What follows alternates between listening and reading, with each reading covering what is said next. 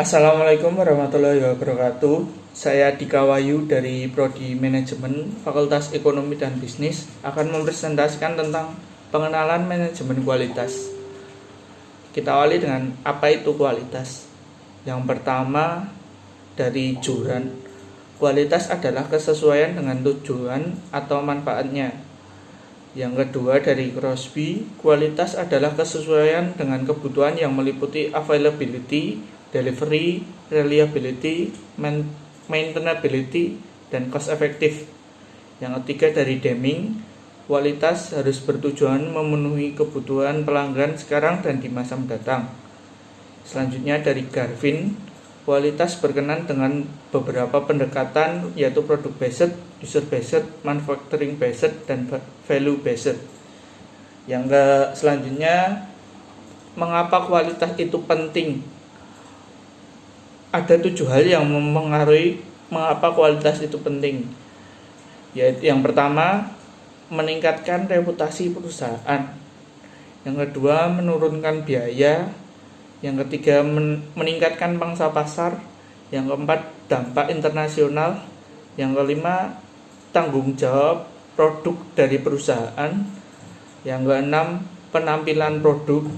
Yang terakhir, mewujudkan kualitas yang dirasa penting bagi perusahaan dan konsumen. Selanjutnya, contoh penerapan manajemen kualitas. Berikut saya ambil dari salah satu anak cabang perusahaan Disney, yaitu Disneyland. Disneyland sudah berdiri 36 tahun menjaga reputasi kualitasnya. Mereka telah mencapai reputasi yang tinggi melalui kepuasan pelanggan dan perhatian secara mendetail oleh karyawan yang merupakan komponen penting pada perusahaan. Disneyland memiliki lebih dari 12.000 karyawan pada 400 jenis pekerjaan yang berbeda.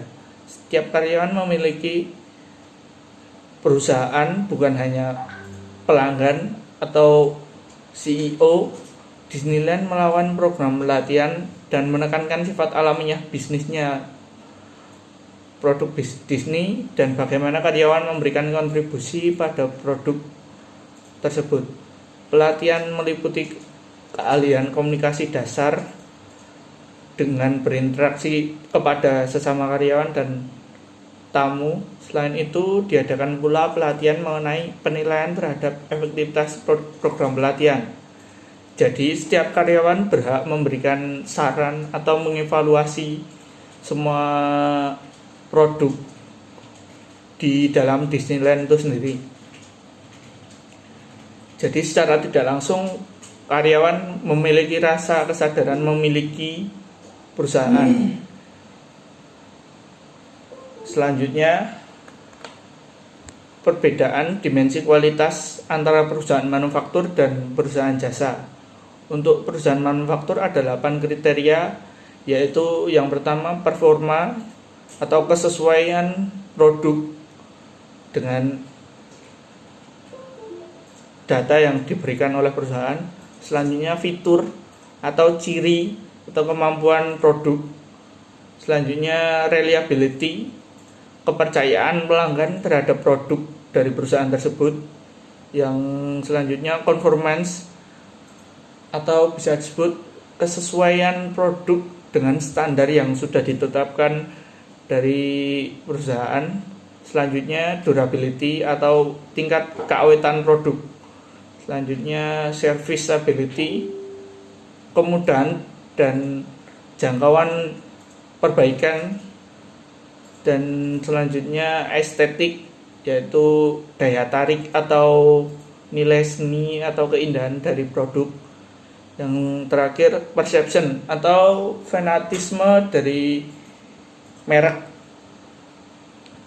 Untuk perusahaan jasa, yang pertama komunikasi atau hubungan antara perusahaan dan konsumen.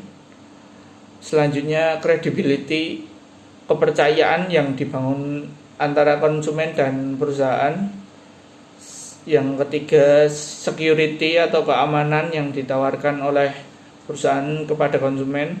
Selanjutnya knowing the customer atau pemahaman terhadap kebutuhan dan harapan yaitu tentang bagaimana perusahaan mengetahui apa kebutuhan dan ekspektasi dari konsumen. Selanjutnya tangibles, yaitu standar pelayanan. Yang berikutnya reliability atau konsistensi memenuhi janji standar pelayanan. Selanjutnya responsif atau tanggap terhadap kebutuhan dan keluhan konsumen. Selanjutnya kompetensi, yaitu kemampuan atau keterampilan dari perusahaan.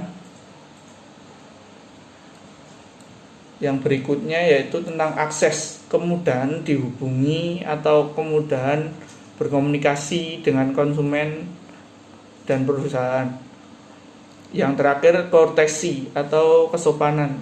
Ini cukup penting mengingat semua perusahaan membutuhkan tentang kesopanan dalam berkomunikasi terhadap klien.